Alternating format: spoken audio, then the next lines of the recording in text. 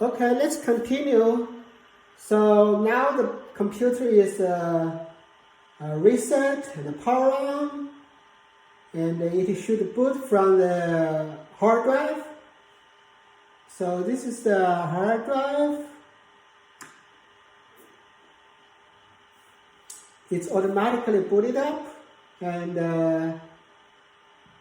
so you can see here is the LoongFire background. It's LoongFire background here. So yeah.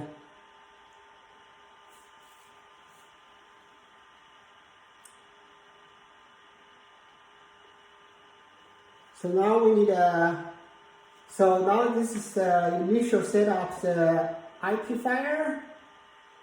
Okay, I actually want to move this screen here a little bit. So we choose the time zone US Pacific. Give it a name, LoongFire, Wilson, local domain name, password, root password, admin password, and network configuration type, green and red, driver setting for the red and the green interface. So you can see here the here is a two network Ethernet network controller. One is LoongFire. We want to use using this LoongFire for the red interface. Green interface, we want to use the YT6801. And address setting for the red interface, we want to use DHCP. So this is going to be our internet facing side interface for IP. The green network is for your home network IP address. You can give it a private IP address range.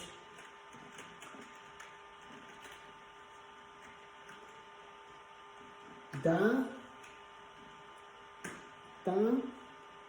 Enable DHCP for the home network.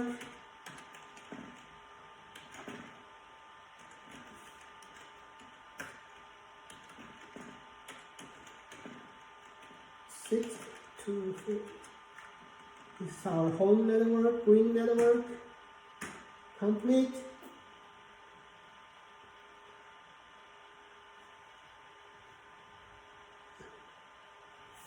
So now it's starting.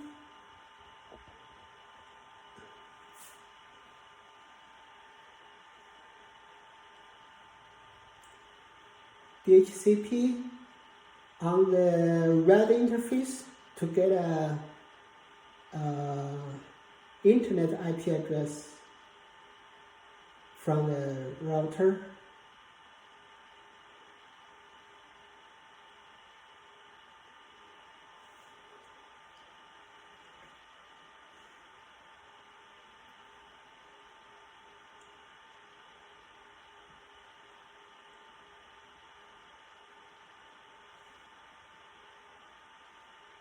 Yeah, it's going to take a little bit a while to get a IP address from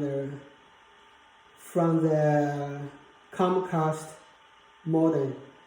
So here we have a IP address 10.0.0.2125. That's a dynamic IP from the Comcast modem. Let's log in. LoongFire. Okay.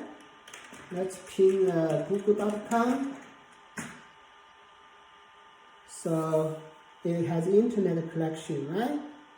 And then if we plug a switch to the green network and the computers, workstations will get an IP from the green network, and you have an internet access, and you have a working home firewall router, LoongFire running on the LoongArc CPU 3A 6000.